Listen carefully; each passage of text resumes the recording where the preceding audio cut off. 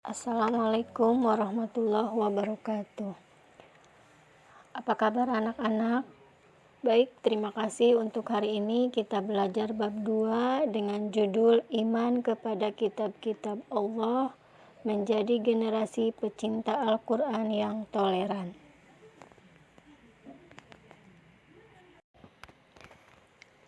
Yang pertama akan membahas tentang pengertian kitab-kitab Allah. Nah, di sini anak-anak ibu, apakah ada yang tahu arti iman kepada kitab-kitab Allah? Jadi iman itu artinya yakin atau percaya.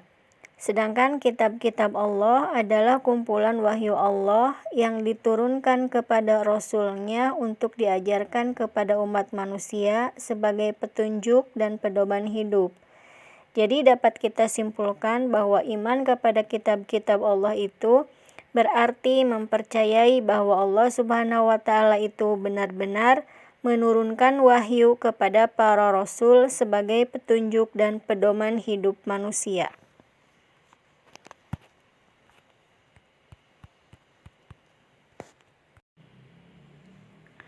Selanjutnya yaitu nama kitab-kitab Allah dan Rasul yang menerima. Yang pertama, kitab Taurat diturunkan kepada Nabi Musa alaihi salam. Yang kedua yaitu kitab Zabur yang diturunkan kepada Nabi Daud alaihi salam. Yang ketiga yaitu kitab Injil diturunkan kepada Nabi Isa alaihi salam.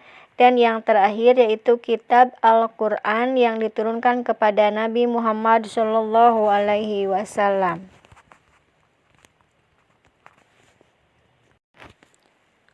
Selanjutnya, Al-Quran diturunkan secara berangsur-angsur selama 22 tahun, 2 bulan, 22 hari atau kurang lebih 23 tahun di 2 kota, yaitu kota Mekah dan kota Madinah.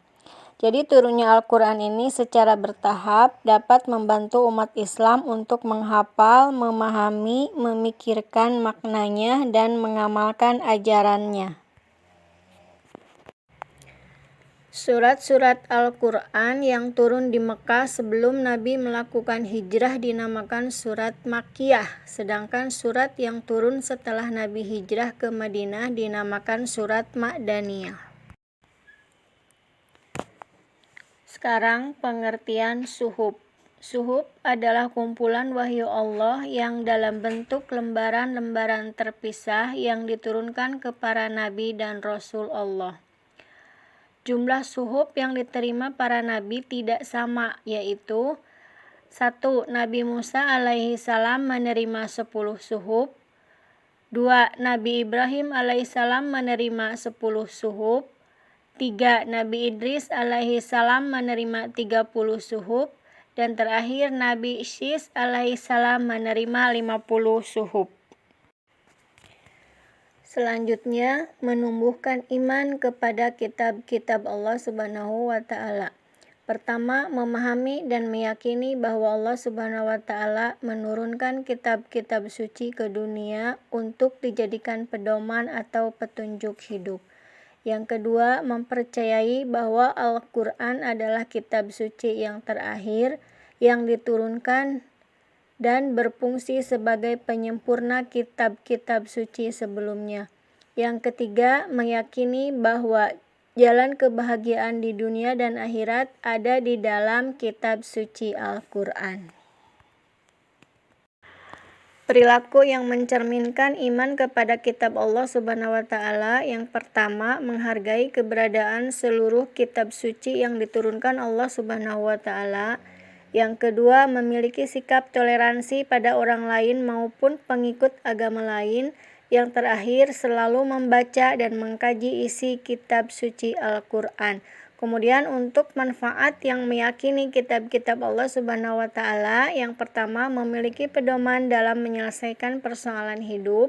Yang kedua, mendapat petunjuk agar manusia tidak tersesat. 3. Memperoleh pelajaran dari kisah-kisah manusia pada zaman dulu. Kemudian yang terakhir, mendapat ilmu karena kitab adalah sumber ilmu pengetahuan.